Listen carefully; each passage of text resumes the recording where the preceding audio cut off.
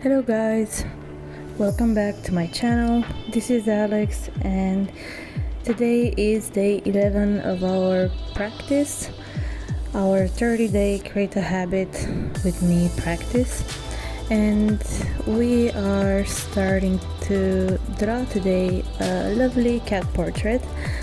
It's another one from the series, the Pet Express series, and I'm gonna show you quickly how can you turn your lovely cat or dog into a cute character in just 15 minutes.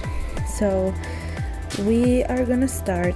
The first step is to create a quick outline of your portrait. I suggest you using a photo to have as reference. It's easier, and if you want to do this quickly, it's gonna be the best. You're also gonna keep your pet's main characters and main characteristics, excuse me. So as you can see here, I am quickly outlining, and because this is a 15 minutes portrait, it's not gonna be the entire body. I usually do the head, and then I'm adding a scarf. I like to do this as a little accessory. I think it's cuter and it completes the design. Trace the eyes, trace the nose, trace the little details from your pet's fur. Here, as you can see, we have a lovely cat, a girl cat, a female cat, and she's a black cat, so you don't have a lot of details, but still you have some. And I'm just focusing on highlighting the pet's best features and the things that make your pet your pet. Pretty much that's it. So just trace that. And also, this is a time where you can enhance your eyes, your pet's eyes. You can make them bigger, especially since it's a character. You can explore, have fun, make the eyes bigger, maybe make the nose bigger, anything that can make it fun, cuter, all that. And now I'm selecting a few colors from the photo, and this is going to be used for the fur, the eyes, and the other details. And usually, if it's a good quality picture, the colors are pretty accurate, but then if you have a darker photo or a lower res photo, it's not gonna pick up as well. So you can select the color and then maybe brighten it up a bit to make it more interesting. And now step 2 is on to the coloring, and we are gonna quickly color this by color fill, and you're selecting your sketch as source in Infinite Painter, and then you do the coloring on a separate layer from your sketch layer, and pretty much the sketch layer acts as a coloring page. So you do that, and here you can see it's not coloring in the body because I didn't close off the sketch. Like, there's a little tiny space that I didn't fill up, so naturally it will color in the entire page. And now I fixed it. So we color in the body, and now to the next part. I'm gonna color the eyes, and as you can see here, I chose a yellowish green tint, and I chose different shades of yellowish green, and I'm gonna create a little shadow to give the eyes more interest, because you want to focus on at least one feature and kind of make that the whole focal point, and make that, put details into that feature. So for me, it's the eyes. I always focus on the eyes. I think they express the best and the most. So yeah, you can choose maybe the lips or the nose. I mean, here you don't have the lips, but if you, for example, create a portrait of a human being, maybe you choose the lips, or maybe you choose the nose, the cheeks, the hair. Choose a focal point, choose something that you're comfortable with drawing, and enhance that. And I think that's also a good thing to add to your style, because eventually you will see that all your drawings start to kind of look put together and cohesive, because you have a few elements that are present through all your designs. Now I'm continuing to color the eyes.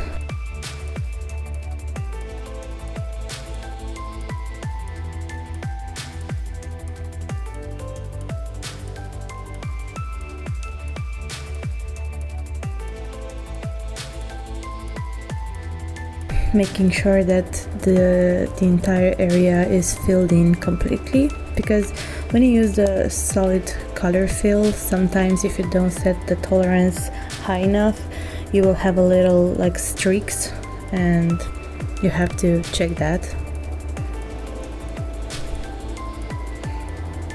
Now I'm just adding a few different shades to the eyes and blending them in with a different brush. As I said in previous videos, I'm using the big pencil brush. It's a pencil type of brush, and I like it because it adds texture, so it doesn't look so flat.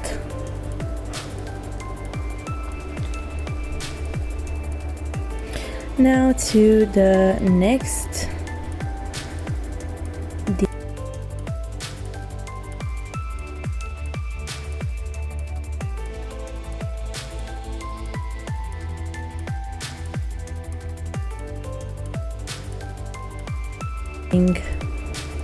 Now it's time for step 3, which is the shadow part, and we are doing the same thing as we always do. Create a new layer, select the blending mode to linear burn, choose a purple color from our color wheel, and add in some shadows to the drawing, and that it makes a whole lot of difference. And you don't have to add much, but it's just enough to give some dimension to your design.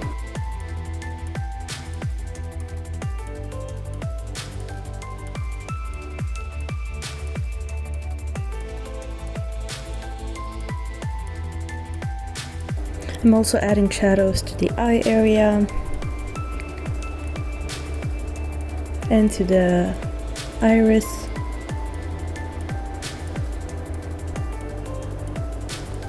Again, you don't have to add in a lot of detail, but just add the right amount of shadow into the right spots, basically. You don't have to overcomplicate your drawing for it to look great.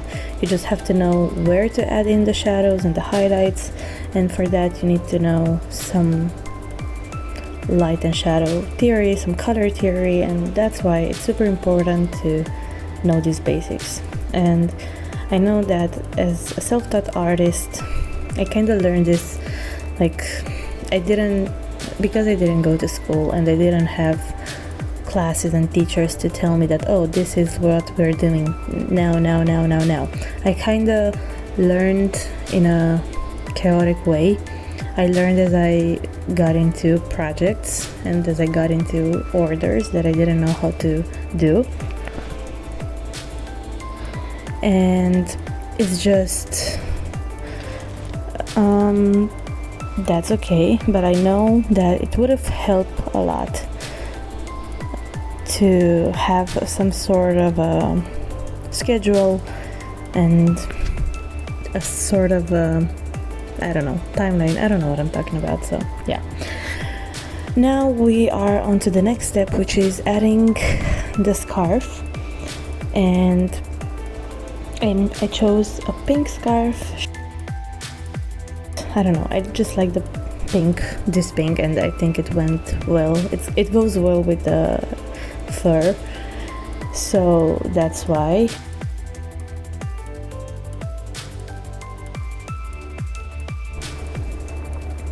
Add in some dots, polka dots, for extra cuteness. I don't know why, but I always think that dots just make everything look better. Polka dots, specks, sparkles, all that. It's nice. I like it. It's a personal preference.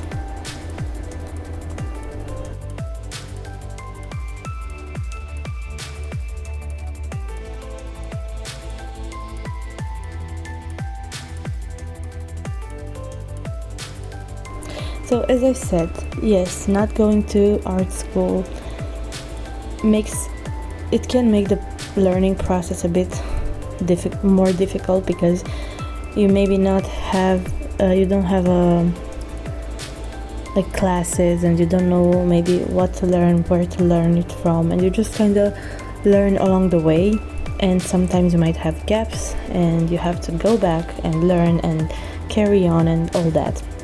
But it's I think in my personal experience, I don't regret that I didn't go to art school. I think I learned a lot on my own and from amazing online teachers, and from YouTube I learned so much. Most of what I know is from YouTube and from references, from books, from practicing a lot, just practicing. And just because it didn't feel like learning.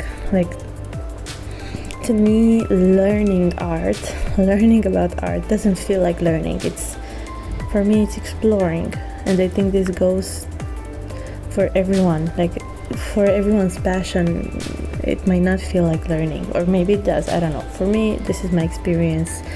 It wasn't, it isn't, and I'm always happy to explore and learn new ways of creating and making beautiful art. And now the final step is just adding some finishing touches, and I've added in the name Itsy, and then I'm adding again a drop shadow to the cat portrait. And I do this again because it makes the whole drawing pop off and it completes it. And we're gonna do it the same way with the linear burn thing and another layer, and then we're gonna add in some more details to the background afterwards.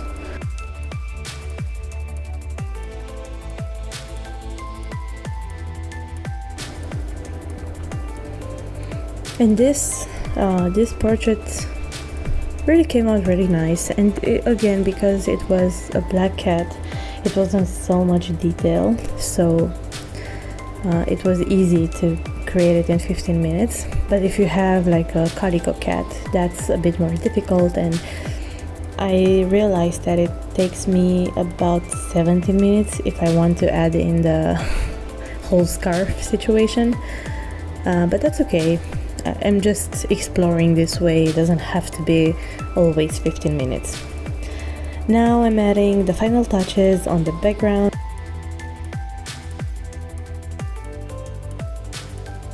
I decided to actually add in some hearts instead of polka dots. It seemed like a different addition and a funner thing. But add in whatever you want. You don't have to, obviously. You can create the background you like. This is just my personal preference. And we are coming to the end, slowly but surely. And this is going to be printed and framed. I'm gonna show you the process I think in tomorrow's video. Is going to be how to print. I'm showing you all the settings I do for the printing and dimensions and bleed and all that. And then this is gonna go to my lovely friend, and it's a birthday gift, and I'm super excited to see how it's gonna be received. I always love creating these portraits as gifts. I think they're such a personal and unique way to offer someone a gift. So, and we are on to the last seconds, and this is it. We did it, and I'm just signing the canvas, and that's it. Thanks for watching, guys. I hope you enjoyed this. See you in the next one. Bye.